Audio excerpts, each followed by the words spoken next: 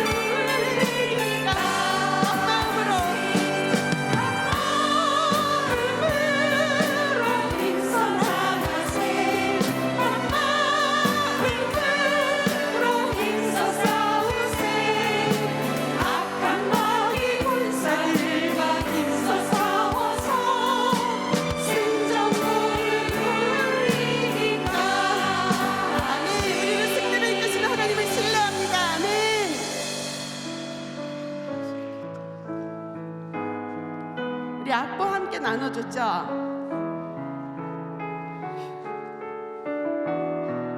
누구도 본 적이 없는, 누구도 본 적이 없는 새로운 일이 지금 이 땅 위에 일어나네. 누구도 들은 적 없는 놀라운 일이 지금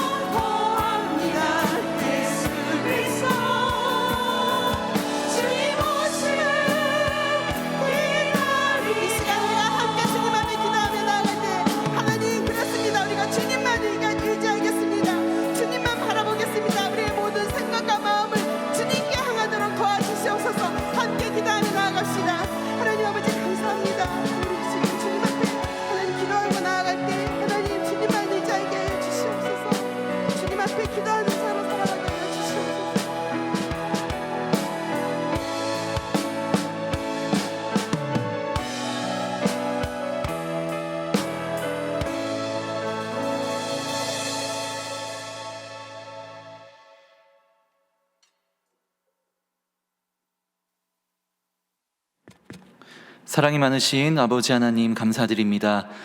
하나님의 은혜와 부르심 앞에 우리가 다시 한번 주님의 주신 말씀을 되새기고자 이곳 가운데로 나아왔습니다. 아버지 하나님, 우리를 사랑하시는 주님의 은혜의 말씀을 우리 귀에 들려주시고 다시금 깨달아 알 수 있도록 은혜를 더하여 주옵소서. 하나님, 이 시간을 통하여서 우리 목장 모든 모임 가운데 활성화될 수 있는 주님의 은혜가 다시 한번 공급될 수 있도록 주님 이 시간 우리를 붙들어 주옵소서. 살아서 역사하시는 예수 그리스도 이름으로 기도하옵나이다. 아멘. 네, 수요 낮예배에 오신 여러분들을 주님의 이름으로 환영합니다. 우리 다 같이 일어나셔서 오늘 말씀을 봉독하도록 하겠습니다. 오늘 말씀 민수기 12장 1절에서 16절입니다. 모세가 구스 여자를 취하였더니 그 구스 여자를 취하였으므로 미리암과 아론이 모세를 비방하니라.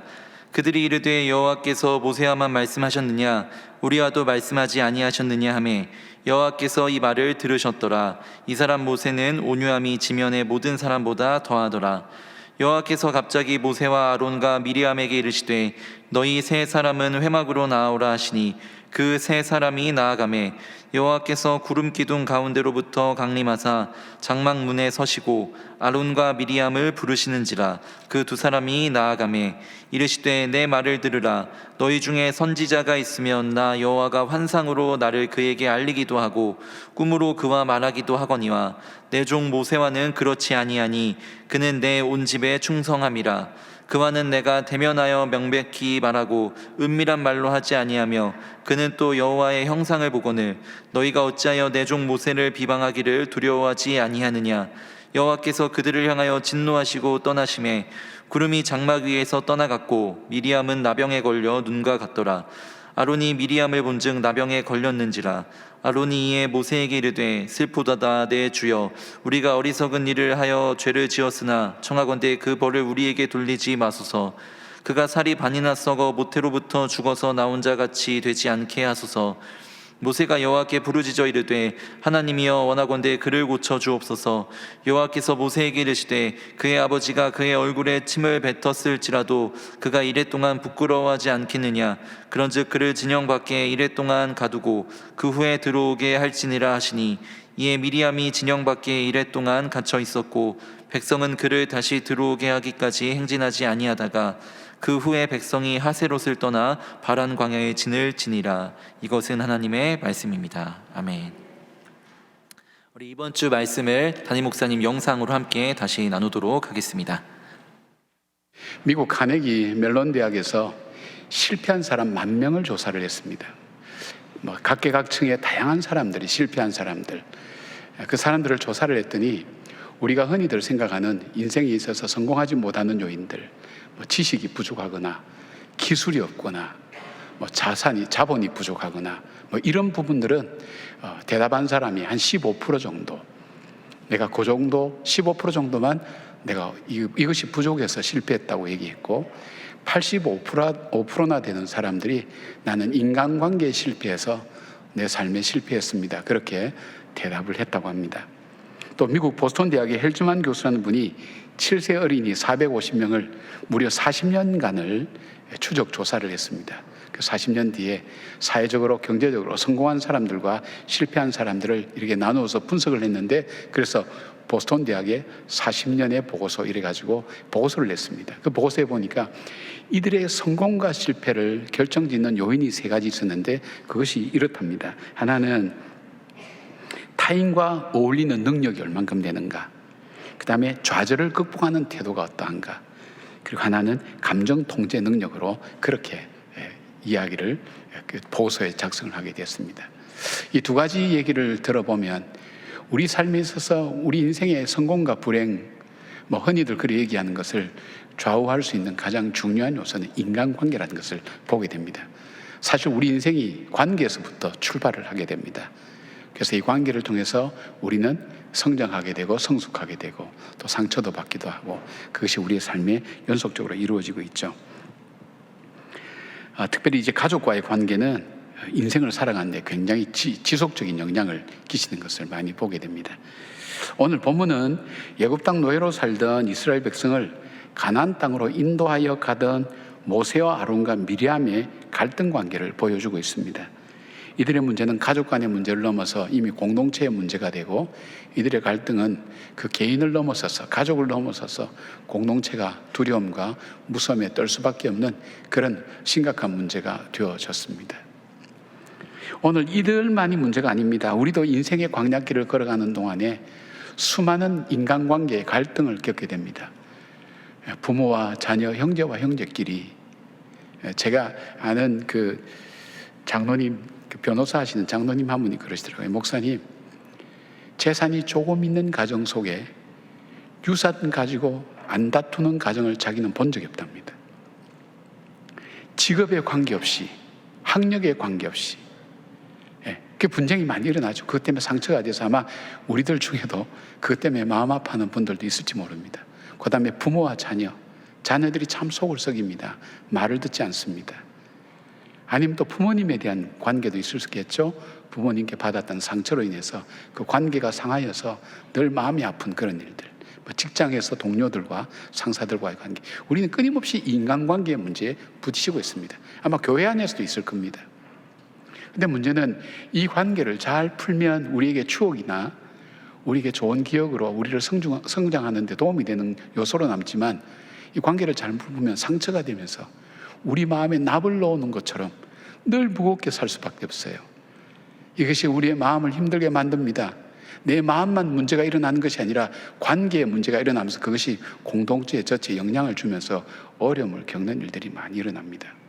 자, 그렇다면 오늘 이 모세라는 사람은 어떻게 이 자기 삶 속에 일어나는 이 갈등의 문제, 자기의 문제뿐 아니라 공동체의 문제가 된 이 갈등의 문제를 어떻게 해결했는가?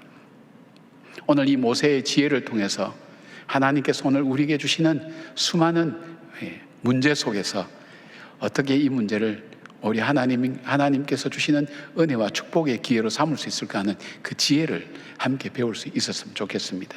지금 갈등 중에 있는 분들 잘 우리가 함께 말씀을 나누면서 실제 적용을 한번 해보시기 바랍니다. 저도 적용하면서 살아갑니다. 인간관계에 있어서 그렇게 한번 생각해 보면 좋겠습니다. 첫 번째, 모세는 갈등의 문제를 하나님 앞으로 가지고 나갔습니다. 너무 뻔한 얘기죠. 예수 믿는 사람이면 뭐든지 하나님께 갖고 나가라 그러는데, 자, 그런데 지금 모세는 누이 미리암과 형 아론으로부터 너무 억울하고 일방적인 비방을 받았습니다. 그들의 표면적인 주장은 모세가 하나님 말씀을 듣지 않고 자기 임의로 이방인 아내를 맞이했다는 것이었습니다. 그러나 내용적인 것은 사실을 보면 모세의 리더십에 이들이 투기함으로 비방했다는 것을 말씀은 전해주고 있습니다. 모세는 억울했지만 아무 변명도 하지 않았습니다. 그리고 그가 평소에 해오던 대로 하나님께 이 문제를 갖고 나갔습니다. 그는 홍해 앞에서도 다베라 앞에서도 기브롯 핫다와에서도 불평하고 원망하는 그 백성들의 원망과 불평의 소리를 들으면서도 그는 그들에게 응답하지 않고 묵묵하게 그 문제를 가지고 자기의 무거운 마음과 함께 하나님께 나갔습니다. 그리고 하나님께 기도했습니다. 하나님이 이들의 갈등에 개입하셨습니다. 8절에 보니까 하나님께서 미리암과 아론에게 이렇게 말씀합니다.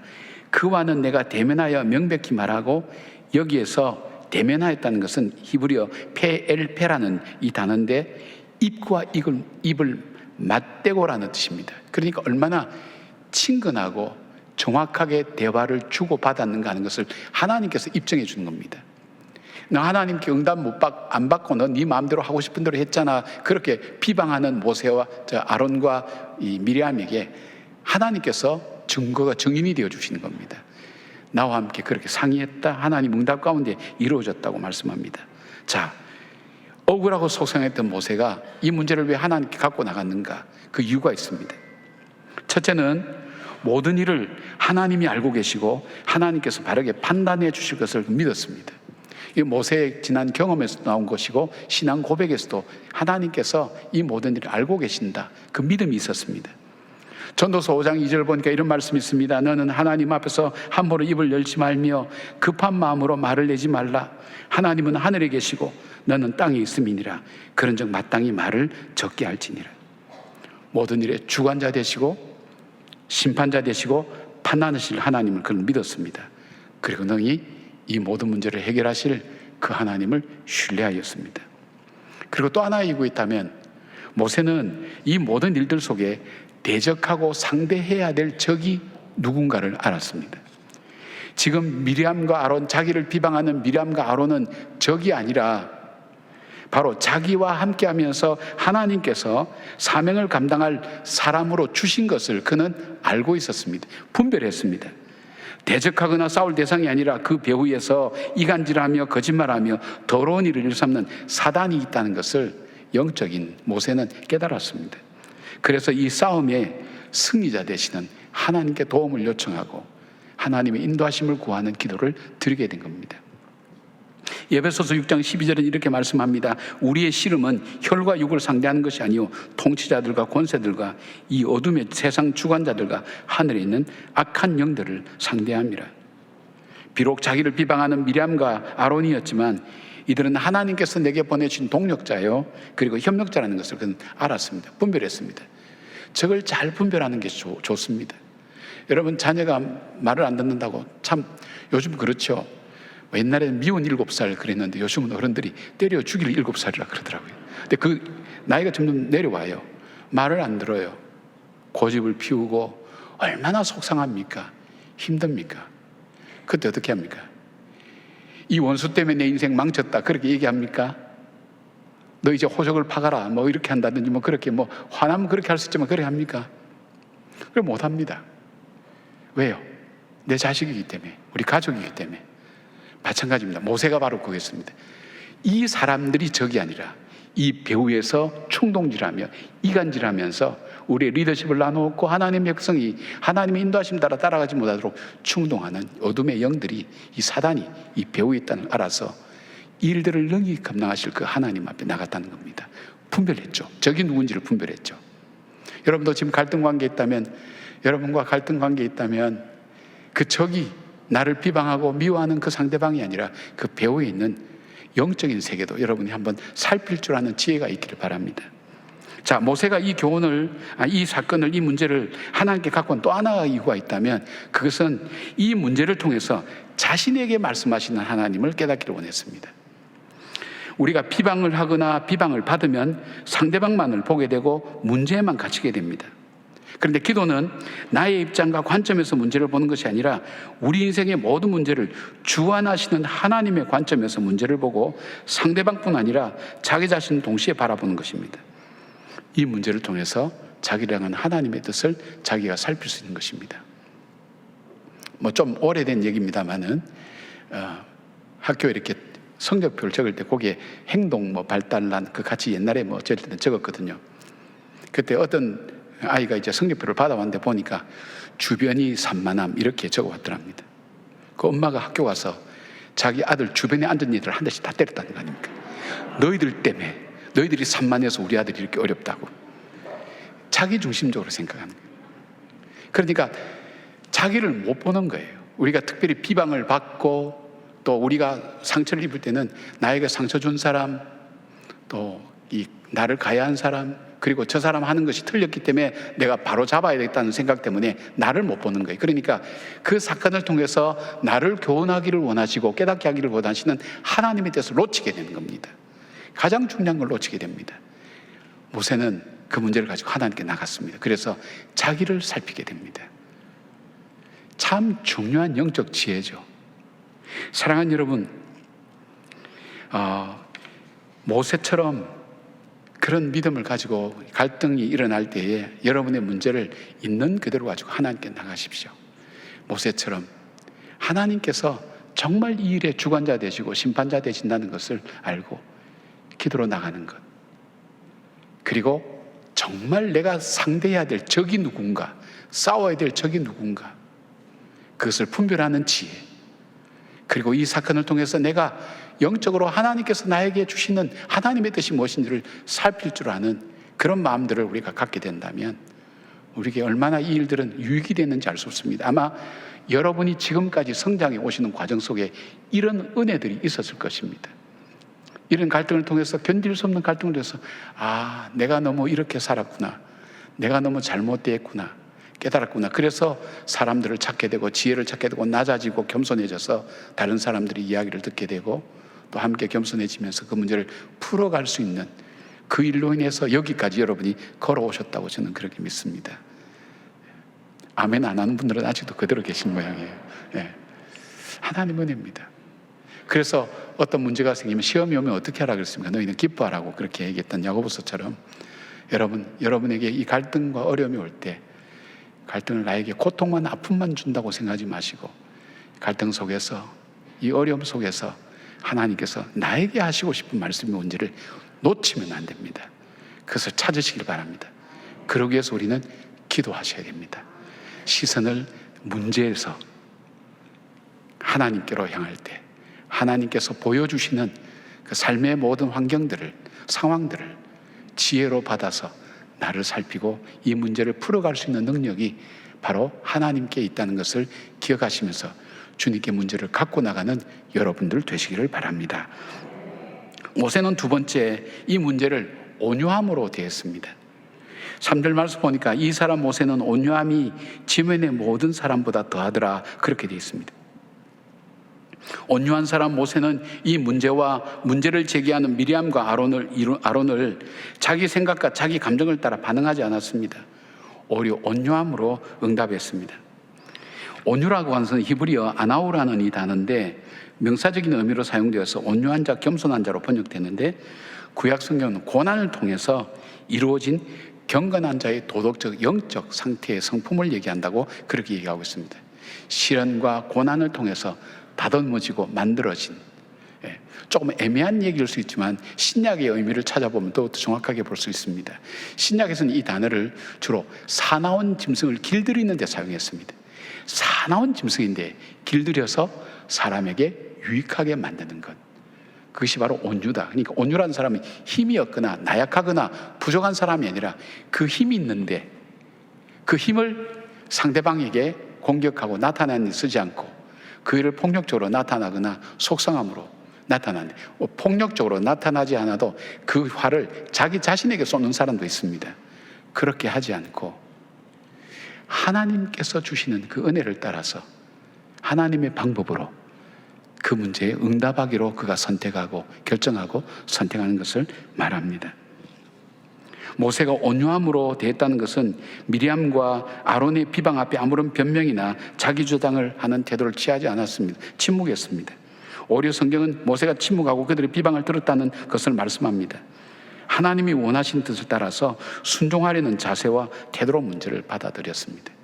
온유에 대해서 좀 더 우리가 이해할 수 있게 적극적으로 설명한 분이 있습니다. 이동원 목사님의 책에 보니까 이렇게 표현했습니다. 온유한 사람이란 권리와 힘과 능력이 있지만 그러나 그 힘을 그렇게 사용하지 않는 것, 즉 거룩한 목적을 위해서, 경건한 목적을 위해서, 하나님의 영광을 위해서 생산적인 목적으로 그 힘이 통제되고 있는 인격적 특성과 특성을 가진 사람이라 그렇게 설명합니다.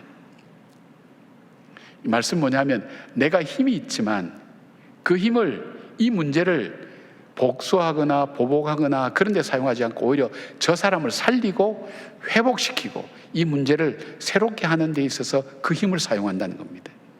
그것이 온유한 사람의 대응하는 방법입니다. 반응하는 방법입니다. 모세에게는 수많은 추종자들이 있었습니다. 그에게는 힘이 있었습니다.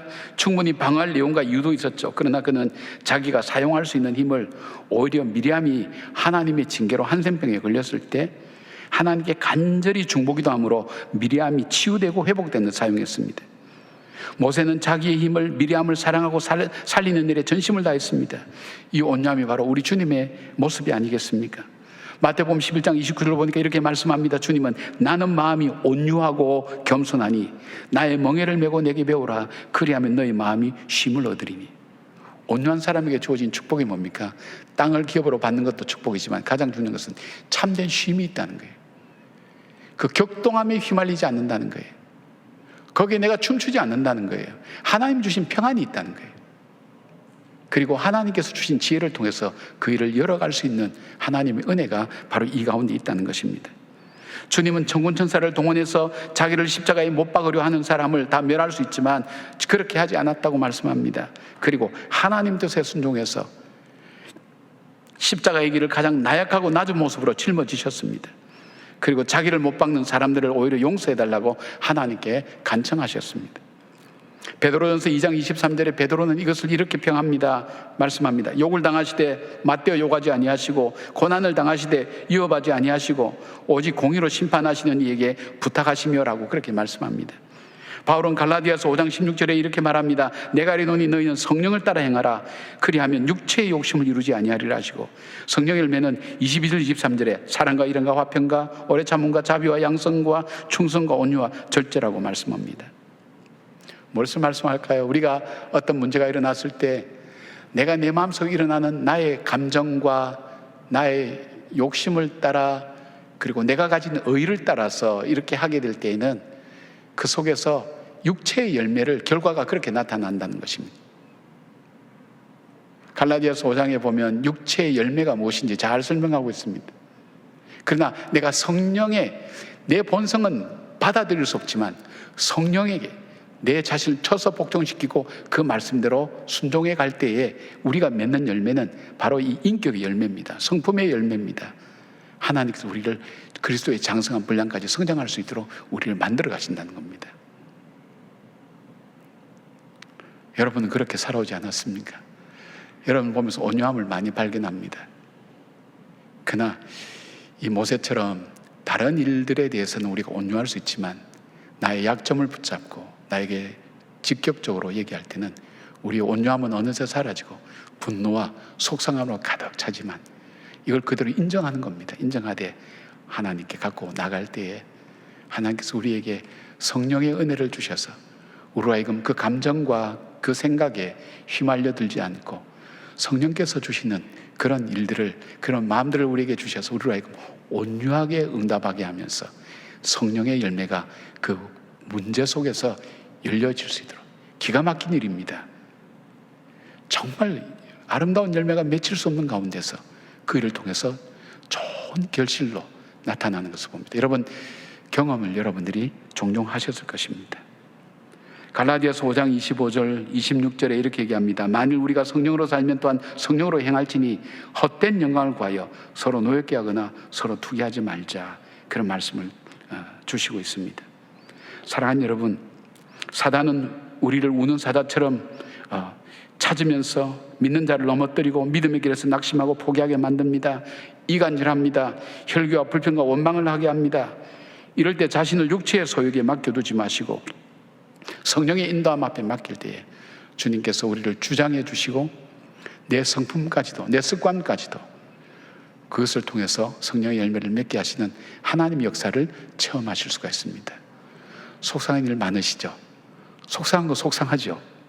그러나 그것에 대해서 반응할 때, 온유함으로 행할 때 성령께서 우리를 도우시고 바로 그 일을 통해서 유익한 결실로 우리의 삶을 인도해 주신다는 것, 우리에게 평안으로 인도해 주신다는 것 믿고 기억하면서 여러분 주님의 도움을 구하는 여러분들 되시길 바랍니다. 자, 세 번째, 모세는 어떻게 했을까요? 모세는 자기의 이 갈등 문제를 어떻게 했을까요? 세 번째는 비방자와 함께함으로 공동체를 회복했습니다.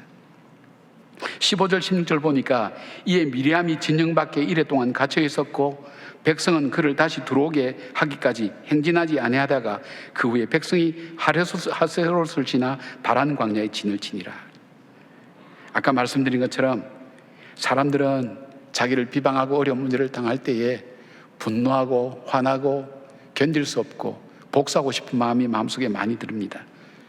심지어는 거리를 두고 저 사람과는 상종하지 말아야 되겠다, 거리를 두고 아예 보지 않는 사람들도 많습니다. 자, 모세는 미리암과 아론의 비방이 얼마나 서운하고 억울했겠습니까?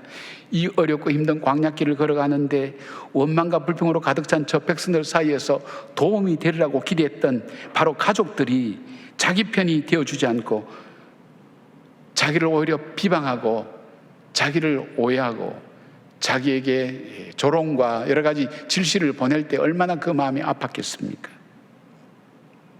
더구나 아론과 미리암은 백성들에게 막강한 영향력을 가진 지도자 아니었습니까? 홍해를 건넌 후에 미리암의 노래를 온 백성이 따라하면서 그 노래는 얼마나 유명한 노래가 되었고 메시아를 찬양하는 가장 표변적인 노래가 되지 않았습니까? 아론은 대제사장의 역할을 맡아서 제사를 책임지는 하나님을 직접 대면하게 하는 중요한 역할을 하지 않았습니까? 힘을 가지고 있는 분들이었습니다. 그러니까 실제적으로 모세의 리더십 위협도 되는 사람입니다. 그래서 이번 기회에 이들의 세력을 죽여버리고 내가 리더십을 다시 확립해야 되겠다, 그런 마음도 가질 수가 있었을 것입니다. 그러나 모세는 그렇게 하지 않았습니다.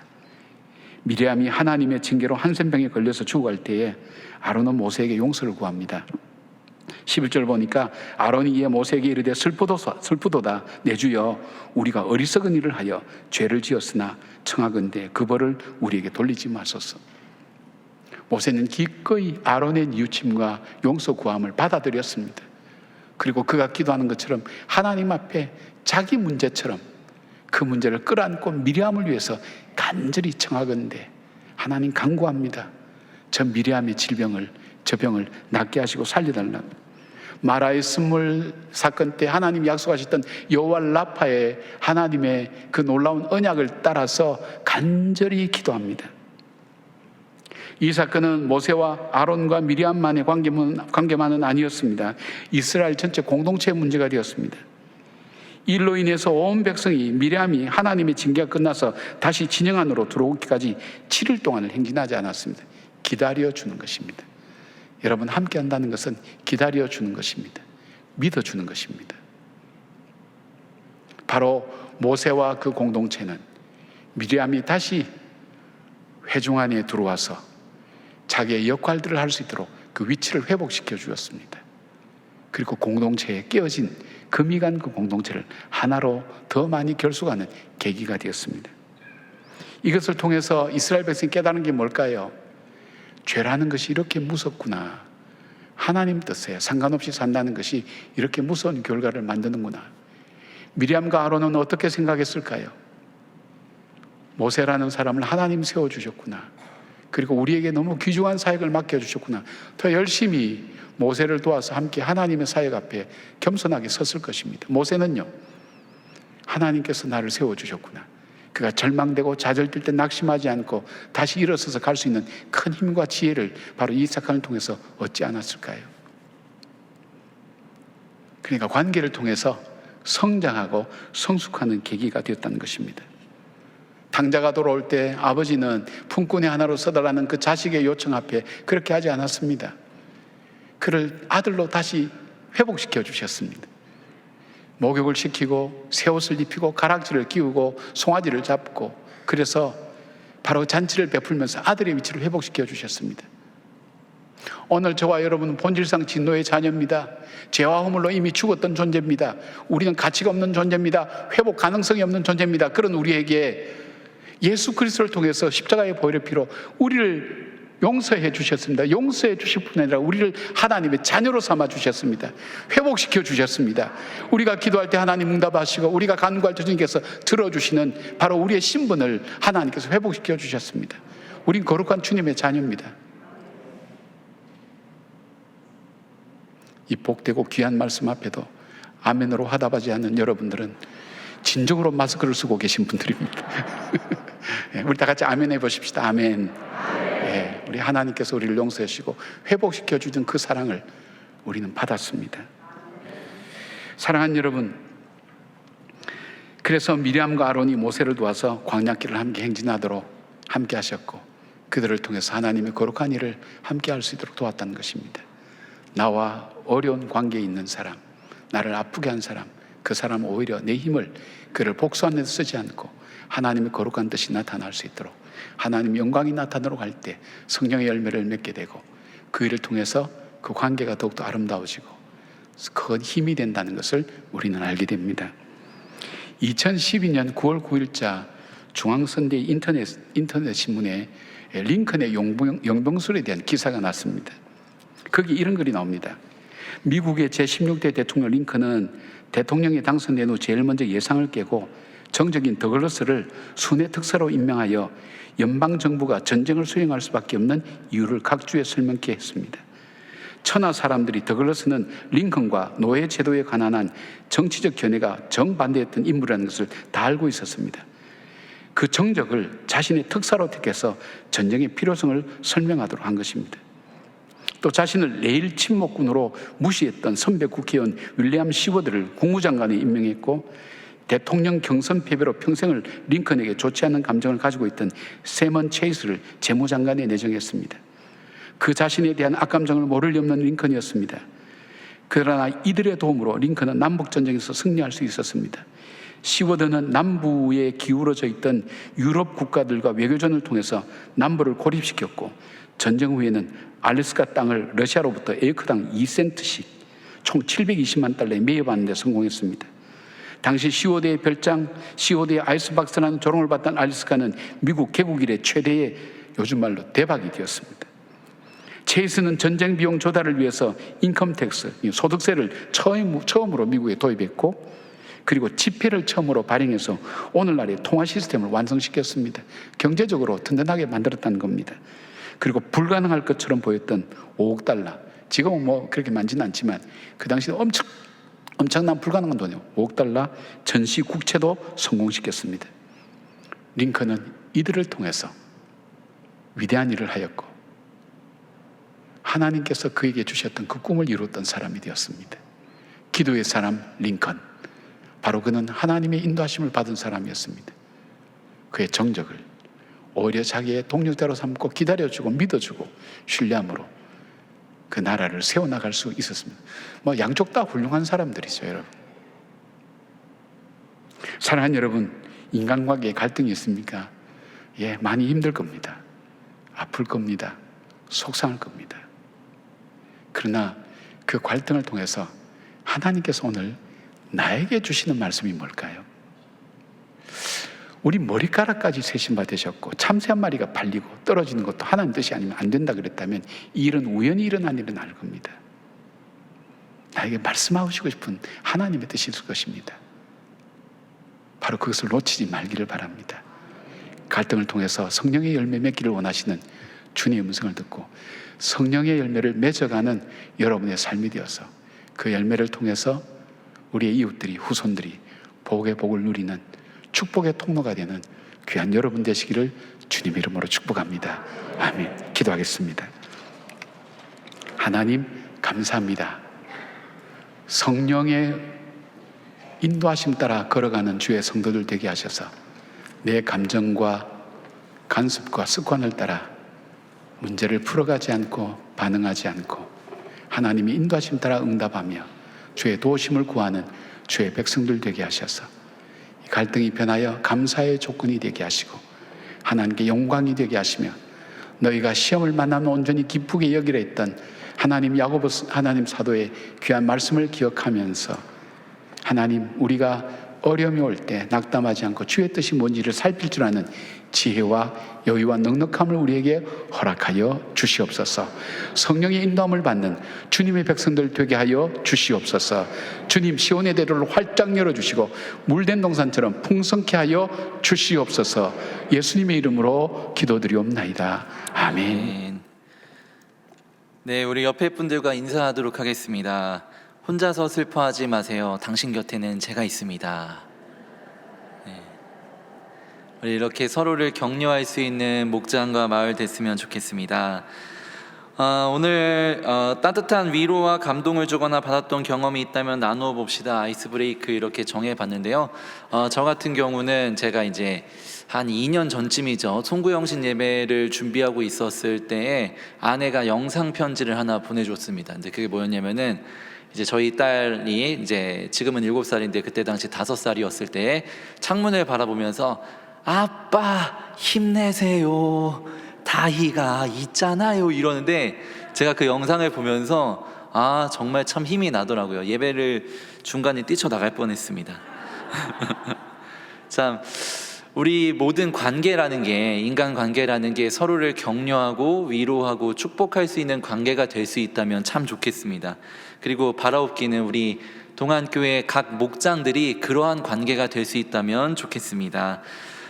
오늘 담임 목사님의 말씀 제목이 관계의 어려움을 겪을 때라는 제목인데요. 누구에게나 관계의 어려움은 있는 것 같습니다. 참으로 어려운 이 문제를 우리가 어떻게 신앙적으로 극복할 것인가에 대해서 담임 목사님께서 말씀해 주신 이 세 가지 자세를 우리가 지켜나갈 수 있는 한 주가 되었으면 좋겠고, 또 다음 주에 우리가 말씀을 들을 때까지 이러한 것들을 목장 우리 식구분들과 함께 나누면서 서로를 격려하고 관계 어려움을 기도로 극복할 수 있는 우리 모두가 되기를 축복합니다. 첫 번째로 담임 목사님께서 말씀해 주셨던 이 관계의 어려움을 겪을 때 우리가 취해야 할 자세는 갈등의 문제를 갖고서 하나님 앞으로 나아가라 라는 것이었습니다. 우리가 말씀을 통해서 들었던 것처럼 모세가 겪고 있었던 이 갈등이 무엇이었습니까?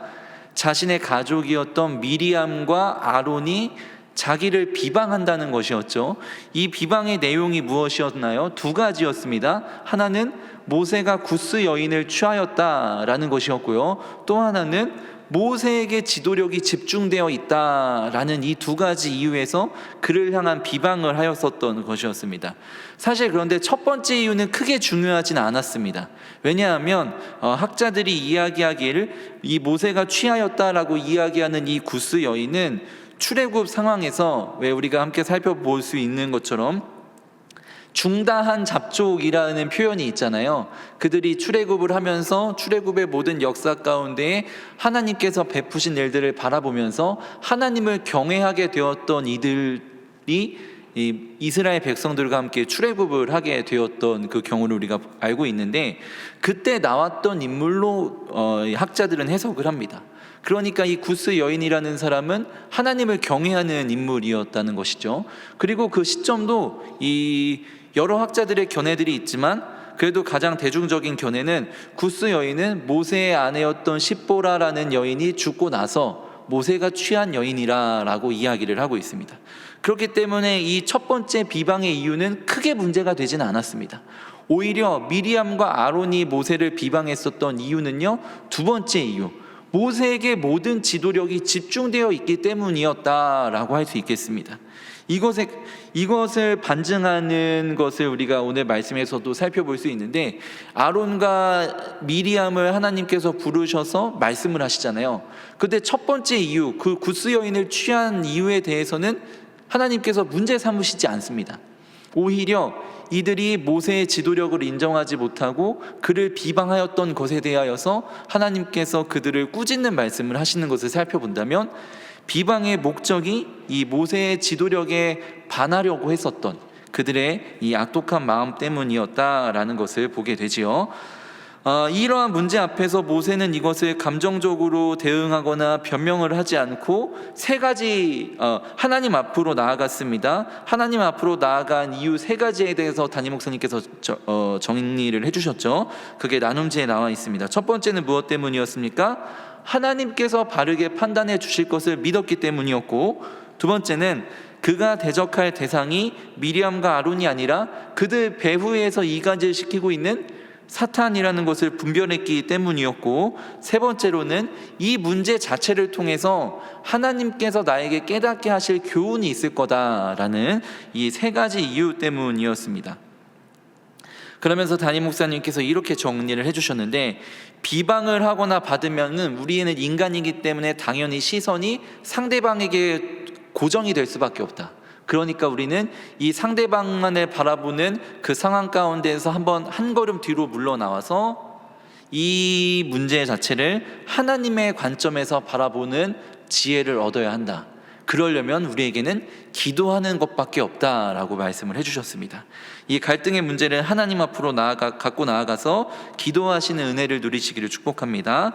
두 번째로는요, 온유함으로 문제를 대하였다라고 말씀을 해주셨습니다. 그러면서 이동원 목사님이 말씀하신 이 온유한 사람의 정의를 인용을 하셨죠. 온유한 사람이란 그 두 번째 문단 둘째 줄에 있는 것처럼 권리와 힘과 능력이 있지만 그 힘을 거룩한 목적을 위해서 적절히, 이 부분이 중요합니다, 통제하는 인격과 덕성과 특성을 가진 사람이다라는 것이지요.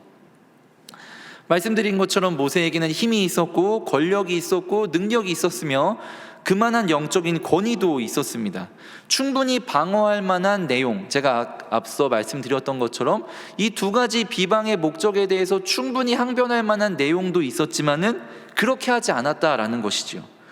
오히려 모세는, 담임 목사님께서 이 부분을 말씀해 주셨는데, 모세는 그 힘을 사용해서 미리암을 징계하는 데 사용한 것이 아니라 오히려 자신이 가진 그 영적인 권위를 통하여서 미리암이 하나님의 징계로 한센병에 걸렸을 때 그를 치유하는 데에 자신의 힘과 영적인 권위를 활용하였다라는 것을 말씀을 해주셨습니다. 우리의 인격이 온유한 성품을 만들어가기 위해서는요, 우리가 이 두 가지를 기억을 해야 하는데, 담임 목사님께서 모세와 더불어 예수님의 모습을 말씀을 해주셨거든요.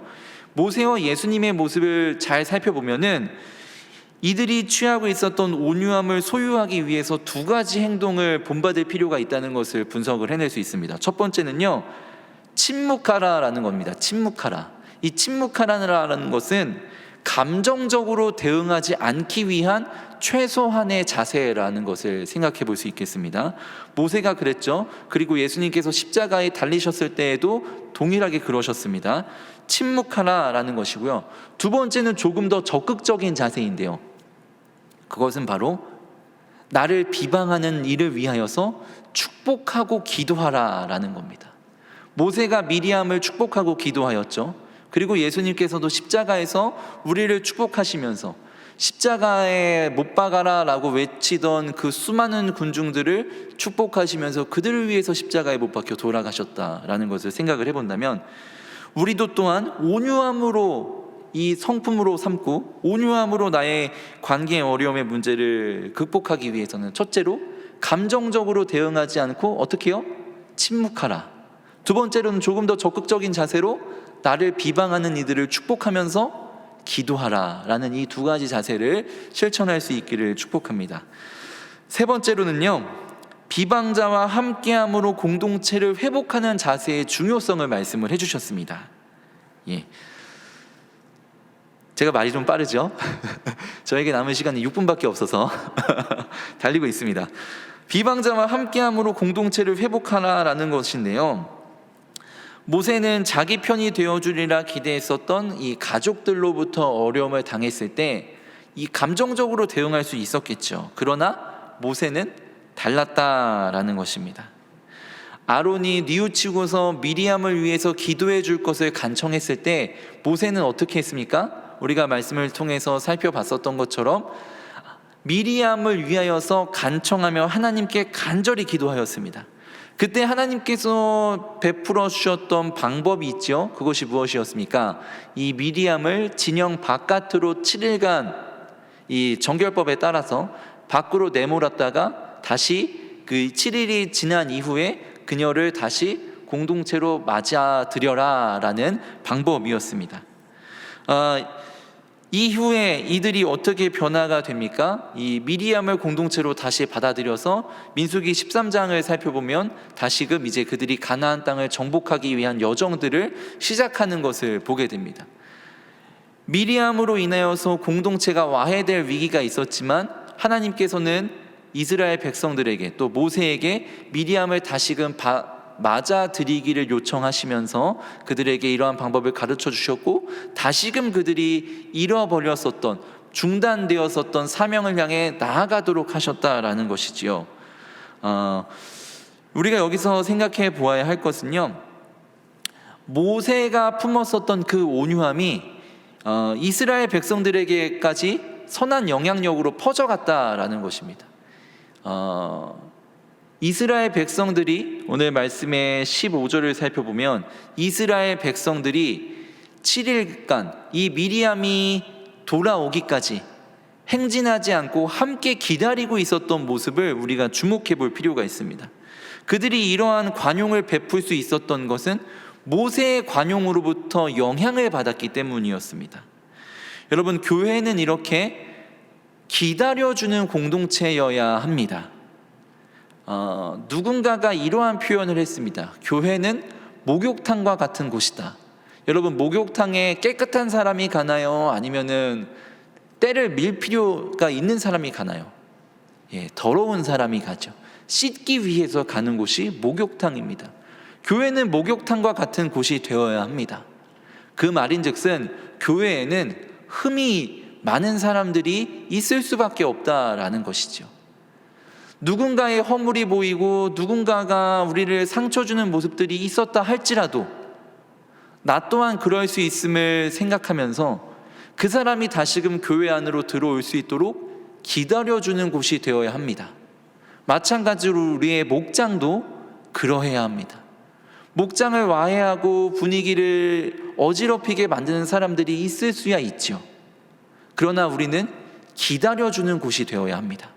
왜냐하면 교회 안에서는 모두 다 흠이 있고 모두 다 하나님의 은혜로 구원을 받아야 할 존재들이기 때문입니다.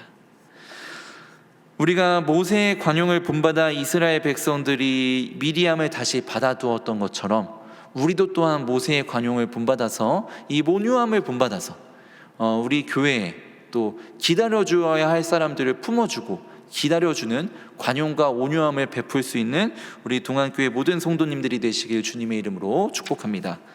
네, 뒤로 넘겨보시면은 이제 말씀 나눔과 적용이 있죠. 1번, 2번, 3번이 있습니다. 1번은 갈등의 문제를 하나님 앞으로 가지고 나아가는 게 아니라 인간적인 방법으로 해결하려고 했었던 경험이 있었는지, 그때 내가 했었던 실수는 무엇이었는지, 내가 그때로 다시금 돌아간다면 나는 어떤 행동을 취할 것인지에 대해서 나누는 내용입니다. 여기에 관한 정말 재미있는 에피소드가 있는데 이건 제가 생략하도록 하겠고요. 두 번째 질문은요, 내가 예수님과 같은 모세와 같은 온유한 마음으로 대해야 할 사람은 누가 있을까요?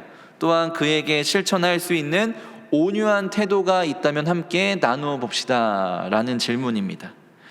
저에게도 이러한 온유한 마음으로 대해야 할 사람이 있는데요, 바로 저희 딸들이었습니다. 제가 지난주 금요일에 이런 일이 있었습니다. 이제 사역을 마치고서 이제 저녁 먹을 시간이 되어서 저녁도 못 먹었죠. 집에 들어갔는데 아이들이 그날따라 산만한 거예요. 저한테 인사도 안 해주더라고요. 그래서 제가 다가가서 다희야 하면서 이렇게 안아주려고 하니까 저를 밀치면서 아빠 나 지금 키즈 카페 놀이 중이야 저리 가 하고, 제가 상처를 받았지만 저에게는 이호가 있기 때문에 둘째에게 다가가서 다은아 하면서 안아주려고 그랬더니 갑자기 이게 저에게 그런 흠이 있는 건 아닌데요, 이러면서 냄새가 난다고, 저에게 그런 흠이 있는 건 아닙니다. 냄새가 난다면서 엄마한테 달려가는 겁니다. 제가 상처가 되죠. 상처가 되어가지고 제가 정말 인간적인 마음으로 그러면 안 되는데 집을 나왔습니다. 집을 나와서요, 이제 교회로 가서 이제 운동을 하면서 이 운동으로 이 아픈 마음과 쓸쓸하고 외롭고 또 분한 마음을 달래면서 눈물이 나더라고요. 그러면서 근데 이 모습이 너무 제가 더 애 같은 거예요. 그래서 이제 회개하는 마음으로 하나님께 기도를 하고 아이들에게 영상 편지를 이제 영상 통화를 하면서 얘들아 내가 미안하다 하면서 울었던 어리석은 인간적인 방법으로 해결했었던 모습들이 있었습니다. 그래서 제가 온유한 마음을 품기 위해서 실천할 수 있는 태도 두 가지를 정해 보았는데요. 감정적인 대응을 하지 않기 위해서 침묵하는 것. 아이들이 그렇게 내 인사를 받아주지 않더라도 일단은 침묵하고 감정적으로 집을 뛰쳐나가지 않도록 하고, 아이들을 위해서 내가 축복 기도를 해야겠다. 그래서 이렇게 축복 기도를 하는 삶을 다짐해 보았습니다. 세 번째 질문은 이제 이스라엘 백성들과 모세가 미리암이 다시 들어오기까지 7일간을 기다려 주었었던 것처럼 내가 또 품어주기 위하여서 기다려 주어야 할 대상은 누구일지, 또 그 사람을 위해서 기도하는 자세를 다짐할 수 있는 이 나눔의 내용이었습니다. 네. 제가 주어진 시간이 35분까지라서 지금 딱 34분 49초거든요. 마치도록 하겠습니다. 네.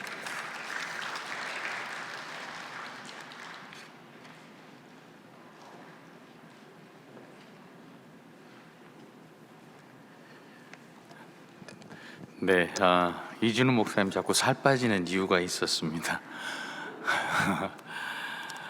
지난 월요일에 그 평북노회 은혜 가운데 잘 진행됐습니다. 우리 교회에서는 청년부를 섬기던 우리 정은광 전도사님이 그 목사 안수를 받았습니다. 그래서 목사님 한 분이 더 늘어났습니다. 우리 정은광 전도사님은 우리 교회 와서 결혼도 하고 안수도 받고 이제 아이만 낳으면은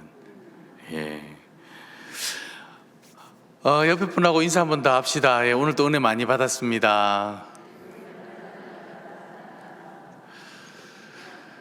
목장 모임 여러분 하실 때마다 말씀 계속 나누고 계시죠. 지금 10월의 말씀이 뭐죠?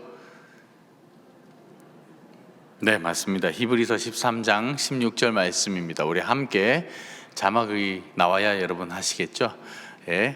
함께 읽어보겠습니다. 시작. 오직 선을 행함과 서로 나누어 주기를 잊지 말라. 하나님은 이 같은 제사를 기뻐하시느니라. 아멘. 추수감사 특별 새벽 기도회 잘 준비되고 있습니다. 이제 코앞으로 다가왔습니다. 다음 주에 이제 시작하는데요. 2주밖에 안 하니까 여러분 많이 나오시기 바랍니다. 여러분 목장 식구들도 다들 모시고 나오시고 연락도 하시고 예전에는 가는 길에 태워오기도 하고 막 그랬지 않습니까? 이번에는 한번 그 분위기를 좀 만들면 좋겠다 싶은 생각이 듭니다. 목장 식구들에게 연락하셔서 이번에 한 주는 2주는 한번 나가보자. 이제 코로나도 거의 마무리되어 가고 있고 그런 상황이니까 여러분 목장 식구들 다 나와가지고 은혜 받고 다음 내년에도 또 잘 열어갈 수 있고 올 한 해도 마무리 잘하고 언제 아멘쯤 할까요? 그렇게 올 한 해 추수감사 특별 새벽 기도회로 잘 마무리하면 좋을 것 같습니다. 세례 입교 예식 잘 진행되고 있습니다. 지난주에 또 이제 교육도 했고 이제 문답 기다리고 있습니다. 59기 중보기도 학교에 모집하고 있는데요. 우리 동안교회 가장 물론 모든 교육 훈련들이 중요하겠지만 핵심적인 교육 훈련 가운데 하나가 뭐냐면 중보기도 학교입니다. 다들 아시겠지만 그리고 바나바입니다. 지금 중보기도 학교하고 엘린 바나바 모집하고 있습니다. 여러분 많이들 신청해 주시기 바랍니다. 특별히 목자 부목자님들은 꼭 하셔야 돼요. 중보기도 학교 엘린 바나바 모집하고 있으니까요. 여러분 꼭 참여해 주시기 바랍니다. 이번 주도 금야심야 중보기도회 있습니다. 금야심야 중보기도회 있고요. 1만 번 동안 성도의 성전기도 계속 진행되고 있는데 혹시 이 자리에 1만 번 동안 성도의 성전기도 안 하신 분 마음속으로 손을 드시고 여러분 꼭 하시기 바랍니다. 그래서 이번에 특별 새벽 기도회 할 때 우리 추수감사 특별 새벽 기도회 할 때 1시간 정도 또 이어서 기도하시는 분들은 또 여기 명단을 좀 이렇게 함께 올리고 그러면 좋을 것 같다는 생각이 듭니다. 여러분 목장 식구들 가운데 안 하신 분들은 꼭 하실 수 있도록 코로나 종식이 다 돼 가는데 그죠? 기도함으로 또 코로나도 종식되고 기도함으로 우리 교회가 든든히 세워져 갈 수 있도록 여러분 1만 번 동안 성도의 성전기도 함께 참여해 주시기를 부탁드리겠습니다. 내일은 정책당회가 있습니다. 2022년도를 마무리하고 2023년도를 여는 당회가 있습니다. 그래서 내년도의 정책을 이제 저희가 다 결정짓고 하는 그런 당회가 있는데 여러분 내일 정책 당회를 위해서 기도 많이 해주시기 바랍니다. 정책 당회가 끝나면 모레 권사회 수련회가 있습니다. 권사회 수련회 책자가 나왔더라고요. 권사회 수련회 책자가 이렇게 나왔는데 너무 잘 만들어졌습니다. 이번에 권사회 수련회를 위해서 교회에서 버스 세대 대절해서 가는데요. 우리 권사님들은 꼭 참석해 주시면 감사를 드리겠습니다. 오전 9시에 출발합니다. 권사님 맞죠? 오전 9시 교회에서 출발하니까요. 여러분 잊지 마시고 모든 권사님들 본인이 권사다라고 생각이 드시면 다 오시면 됩니다. 예, 묻는 사람이 있더라고요. 다른 교회에서 권사 임직하시고 오신 분들도 가나요? 이렇게 묻는 분, 그분도 권사잖아요. 그죠? 제가 부를 때 뭐라고 부릅니까? 권사님 이래 부르잖아요. 그죠? 예, 과로 권사님 이래 안 부르잖아요. 예, 권사님 이래 부르잖아요. 그죠? 예, 본인이 권사라고 생각되면은 다 오시기 바랍니다. 그날 하루만큼은 예, 또 친교도 하고 말씀도 나누고 기도도 하고 아무튼 뜨거운 하루를 보내려고 합니다. 여러분 꼭 예, 참여해 주시면 감사를 드리겠습니다. 진학과 취업을 위한 학부모 기도회 있습니다. 여러분 주보 잘 참조해 주시고 진학과 취업을 위한 학부모 기도회도 많이 참여해 주시기를 바라겠습니다. 예, 우리 각 마을별로 예, 모여서 나머지 모임을 하도록 하겠습니다. 수고하셨습니다.